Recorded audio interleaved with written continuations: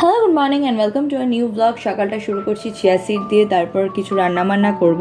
তবে আজকে অর্ডারের জন্য নয়, আজকে আমার পিসি আর পিসেমশাই আসবেন সন্ধ্যাবেলা বিজয়া করতে, সেই কারণে রান্না করব। আর সেটা আমার কাছে খুব স্পেশাল, কারণ অর্ডারের জন্য তো সবসময় করি, খুব ভালোবাসা দিয়েই করি, সবসময় চেষ্টা করি নিজের বেস্টটা দেওয়ার।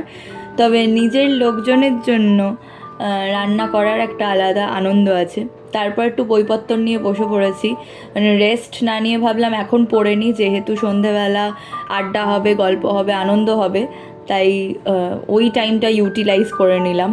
তা এখন সবাই এসছে, প্রচুর গল্প হচ্ছে, খাওয়া দাওয়া হচ্ছে, আর মনে হয় না রাত্রিবেলা আর কিছু খেতে পারবো।